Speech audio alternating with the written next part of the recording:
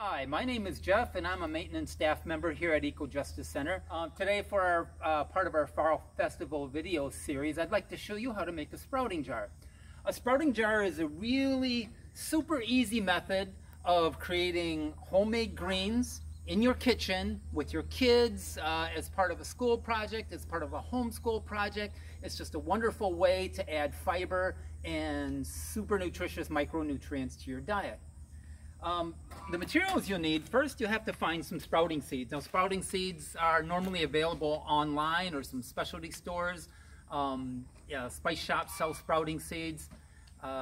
They come in many different varieties. You can sprout radish, broccoli, alfalfa. Almost any kind of bean can be sprouted for its nutrition. One thing you have to make sure of is that you don't use garden seeds for sprouting. The sprouting seeds that you use have to be created in a food-safe environment and have to be kept pathogen-free. Pathogens such as Salmonella, E. coli, Listeria can be present on seeds that weren't handled in a food-safe method. Once you have your seeds, they can be stored up for 2 years. After 2 years, the germination route starts to drop, but I have sprouted seeds that are 4 years old. So first of all, you need to get some sprouts. Now the champion sprout is of course broccoli, which is a superfood. Broccoli and members of the broccoli family are very high in sulforaphane. Sulforaphane is the most powerful antioxidant produced in nature, as well as lycopene and other micronutrients are super concentrated in sprouts. So it's an easy way to sneak some very nutritious food into your diet. Sprouts can be used in wraps, they can be used on sandwiches, they can be eaten raw, they added to salads. So they're just a really, really neat way of adding super good food to your diet, and it's so cost effective. So sprouting seeds, a package about this big would make me maybe 10 jars, and this costs less than $4. So per sprouting jar, it costs about $1/4 per serving.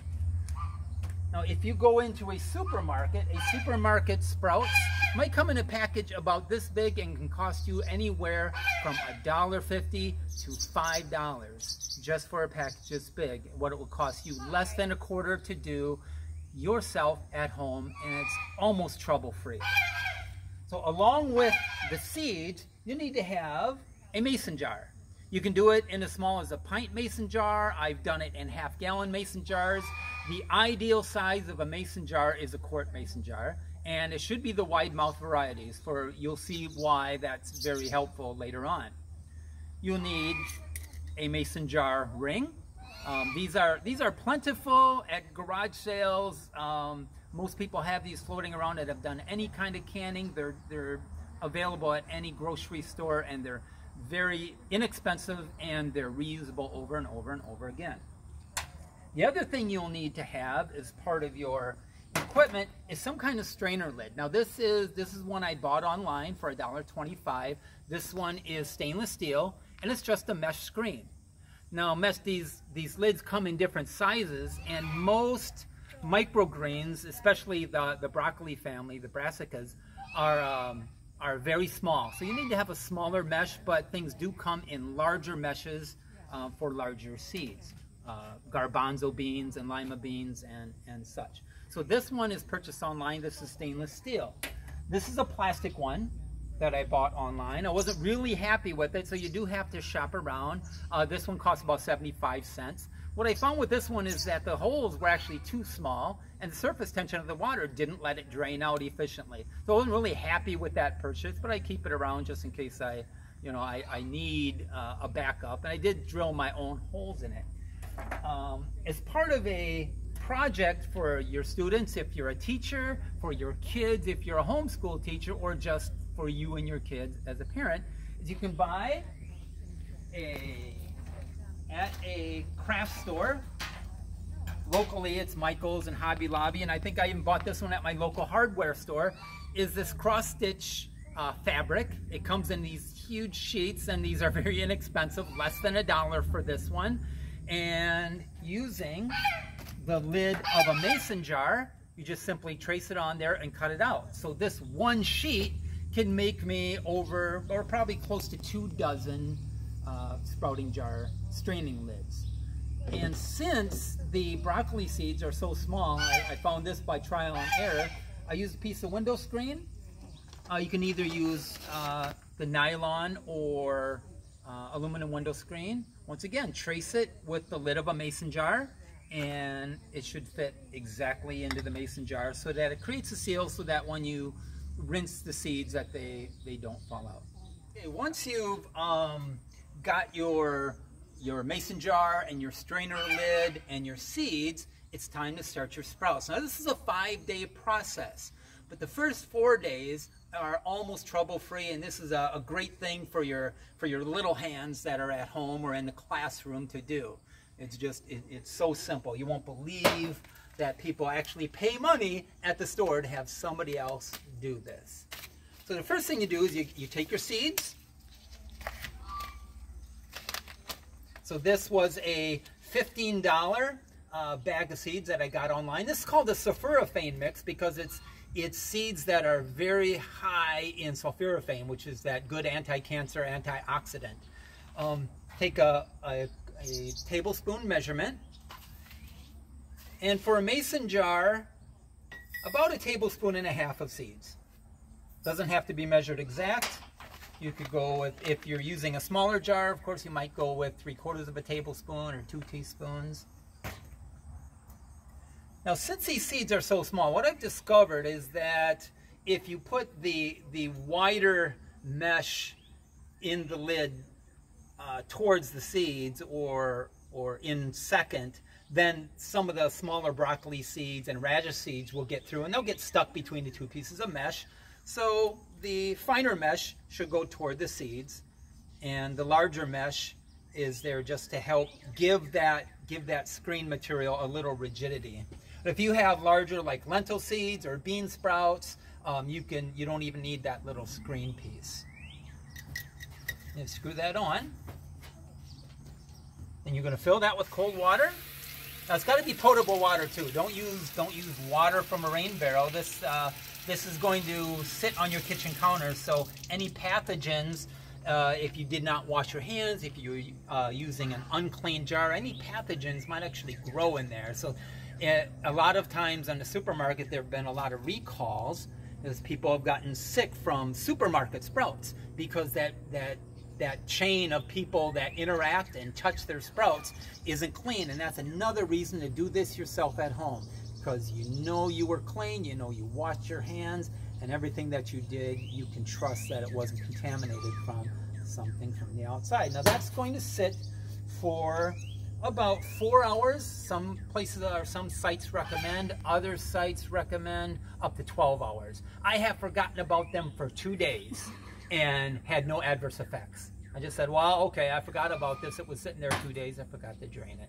So after it's set for 4 hours to 12 hours, just take those seeds, empty that out into your sink, give it a rinse. Just like when you're cooking rice, a lot of people recommend you rinse the seeds first. Full disclosure, I never have, and it's never had any adverse effects. So I'm going to fill that halfway with water, give them a good rinse. And now I got to find a place to let them rest till the next day or later that day when I have to handle them. So you can do this in a bowl. At home, I just use my dish drainer because it's right there, it's handy. You can set that on its side in a bowl. Cute little stands if you're a kitchen gadget person to keep that at an angle. What's important is that the seeds are damp, but they're not sitting in water. They're sitting in water. They do need to breathe. Of course, seeds are alive. And you're going to let those sit until after work, till before you go to bed. Sometime 12 hours, 8 hours, 16 hours later, whenever it's convenient for you, you're going to take them and give them a second rinse for the day. So now it's evening. I'm going to give them a second rinse. Or I told one of my children, hey, go out and rinse the seeds. Give them a second rinse. And I'm going to put that in my drainer. or I'm going to set it in a bowl. It's also important to keep them out of the direct sunlight. If they're in direct sunlight, that photosynthesis will start to happen and it will make them bitter. So you don't want them to actually get that impetus to start growing into a plant. So what I want to show you, here is what you will begin to see after. Oh, is another, I'll jump up. This is another cute one that I just found. It's got, not only does it have a strainer in it, but it's also a stand. So that you can just set it on, once you've drained the water out, you can set it upside down in a bowl, or you could set it on the back of your sink, and that way it's there, it's visible, and you don't forget about it. That's a cool little innovation. After that has set for one day, I started these seeds yesterday. You'll notice that they have started to sprout. And this is, if you're doing some homeschooling, this is some great observational science that you can do with your children. You can look at which seeds sprout faster. You can do with little older kids, okay, what's this percentage of sprouting that we got? Are our seeds too old? Which are the best ones to do? So you'll see these little tails start to form, and they will start to sprout. Now, I reckon if you're a chicken or if you have a bird at home, we actually feed these sprouts to our chickens. You can start to eat these now. But this is the first day-old seeds of a 4-day process. I'm going to put this back on. So the next day I got up, I went over to the sink. I rinsed my seeds in the morning before I went to work, before the kids went to school. If you should forget and you got home from work and you said, oh shoot, I forgot to drain the seeds, don't worry about it. They will survive, and you will survive. So this is day 2. The second day, you can see that they've increased in volume quite a bit, and there are a lot of healthy roots reaching out for that water. So that's going to go in my dish drainer, whatever other way I decided to do it. Day 3, same thing. I've rinsed them in the morning, I've rinsed them in the late afternoon to evening, and then they've really increased in volume. And now they're getting ready to be a meal, to go on that salad or on that chicken wrap, or anything you want to do to get some good, healthy, high fiber, high nutrition food. There is no food available on the planet Earth that has more raw nutrition than sprouts, period. And now this is day 5. So I started these last Saturday, and this is the 5th day, and these are ready to harvest. And that's all I've done, is rinse them twice a day and left them out on the counter, out of direct sunlight, and they're ready to go. So you can see it's very trouble-free. It takes you less than 2 minutes per day until day 5. Here's where a little bit of extra work comes in, and if you've got kids that love to be messy in the kitchen, ideal for them. You'll need a bowl of water, some kind of container of water, because the less edible parts of these are the little seed holes. As the sprouts swell, it sheds the little seed holes, and these are ready to be sifted off. So this is why you want a wide mouth jar. Of course, you make sure that you and your little helpers wash your hands before you handle these, because once again, this is food. And during this COVID crisis, we've learned that clean hands are really super essential. Now you notice that these seed hulls like to float or sink, and that's very handy. And depending on, you're going to wash those a little bit, it helps them separate. Depending on how handy you and your kids and your husband are, you might actually come up with your own way of sifting these out. So I have actually found that I had this little strainer basket, and the mesh in it is large enough for a lot of these seed hulls to wash through. But if you even just soak it a little bit, you'll see that most of those hulls stayed behind. And I'm going to give this one final rinse. And some of those seed husks are going to fall through the bottom of the basket. Now in the grocery store, this would actually be 2 packages of sprouts. So we're looking at anywhere from $4 to $10 worth of sprouts, depending on where you shop. But you did it for $0.25, and for just a little bit of little bit of trouble in your kitchen. So now what you want to do, once you've harvested your sprouts, they can go back in the jar. They need to be in a container. Now these are still alive. They need to be in a container. They need to stay moist. You can use the sprouting jar that you put them in. Just don't let there be any standing water in the jar as long as they're damp. Some people pat them with a paper towel. This is about all I ever do. I just wait until the water's no longer dripping off. If you saved some of your berry containers, they're vented, which makes them especially useful for this. And this is normally the way you would buy them in the store anyway. But you can recycle and reuse your little plastic containers. I'm going to put these here. I'm going to enjoy some. Oh, fantastic. And I'm going to put this in the refrigerator. Now, if you're going to leave it in there, these will stay just exactly like this and edible for 5 days. You can keep this going and keep them alive in the refrigerator as long as you take them out maybe every 3rd day and rinse them. And they will stay for quite a long time. Once they start to, maybe get too bitter because they're starting to grow or they're starting to die, then it's time to mix them with the dog food and give them to the dogs. But once again, that's wonderful nutrition for dogs as well. Different seeds have different flavors. I could taste the radish in here. It's very spicy. It's very peppery. Of course, the broccoli sprouts taste like broccoli.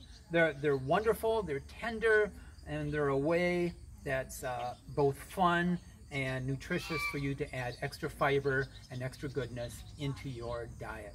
Now, once these have, I think, okay, they're getting a little too old, and I've got another sprouting jar started. I'm going to throw these in the freezer. I have a big bag of these. When it comes time for winter soups, boom, extra nutrition, extra fiber in the soup. And in salads and on sandwiches, if you have a picky eater, they barely notice that they're even there. So I encourage you to give sprouting a try. It's in our present society, when our food system isn't as secure as it had once been, you can take control and have fun really growing these year-round yourself in your house.